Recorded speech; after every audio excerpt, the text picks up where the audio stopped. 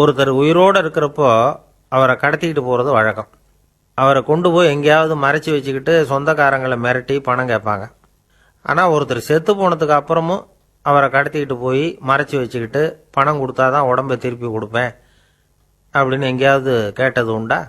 1978 March மாதம் 2ஆம் தேதி உலகத்தில் உள்ள முக்கியமான பத்திரிகைகள் எல்லாம் முதல் பக்கத்தில் ஒரு முக்கியமான செய்தியை வெளியிட்டு இருந்தது. அதை படிச்சுட்டு எல்லாரும் திகைச்சு போயிட்டாங்க. அது என்ன செய்தி தெரியுமா?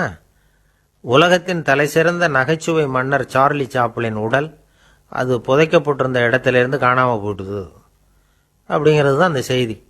1977 கடைசியில் அவர் இறந்து போனார். ஒரு சில மாதங்களில் அவருடைய உடல் புதைக்கப்பட்ட இடத்திலிருந்து காணாமல் போயிட்டுது. உலகம் பூராவும் பரபரப்பு. அவர் உடம்பை யார் கடத்திக்கிட்டு போயிருப்பாங்க? யாருக்கும் ஒன்றும் புரியல. சார்லி சாப்ளின் தான் அவர் இறந்ததுக்கு அப்புறம் என்னுடைய உடம்பை தன்னுடைய தாய்நாடான இங்கிலாந்தில் தான் புதைக்கப்படணும்னு வேற ஆசைப்பட்டிருக்காரு. ஒருவேளை அவருடைய விருப்பத்துக்கு மாறா சுவிட்சர்லாந்தில் அவரை அடக்கம் பண்ணது அவருடைய ரசிகர்களுக்கு பிடிக்காம போயிருக்கலாம். அதனால் அப்படிப்பட்டவங்க யாராவது கடத்திக்கிட்டு போயிருப்பாங்களோ? இது ஒரு சந்தேகம். ஒருவேளை சார்லி சாப்ளின் தீவிரமான ரசிகர்கள் அவரை விட்டு பிரிய மனம் இல்லாமல் தங்கள் கூடவே வச்சுக்கணும் அப்படின்னு எடுத்துகிட்டு போயிருப்பாங்களோ? அப்படி ஒரு சந்தேகம். இதுக்கெல்லாம் 1978 மே மாதம் 17ஆம் தேதி விடை கிடைச்சிது.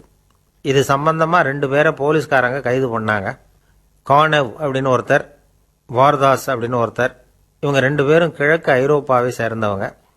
எதுக்காக அந்த உடலை கடத்தினாங்கன்னு விசாரித்தா அது வெறும் பணத்துக்காகத்தான் அப்படிங்கிறது தெரிய வந்தது.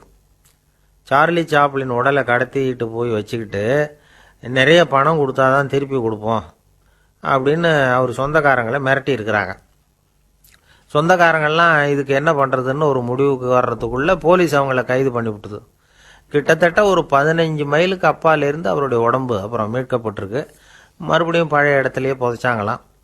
சுவிட்சர்லாந்தில் ஜெனீவா ஏரியின் பக்கத்தில் உள்ள ஒரு இடுகாட்டில் 1978 மே மாதம் 23ஆம் தேதி சார்லி சாப்ளின் 2வது தடவையாக புதைக்கப்பட்டார். இது மாதிரி செத்தத்துக்கு அப்புறமும் வேல்யூ குறையாமல் இருக்கிறவங்களும் இந்த உலகத்தில் உண்டு. உயிரோடு இருக்கிறப்பவே வேல்யூ இல்லாமல் இருக்கிறவங்களும் சில பேர் உண்டு. நம்மால் ஒருத்தரை திடீர்னு ஒரு நாள் சில பேர் கடத்திக்கிட்டு போய் வச்சுக்கிட்டு அவர் சம்சாரத்துக்கு ஃபோன் பண்ணியிருக்கிறாங்க.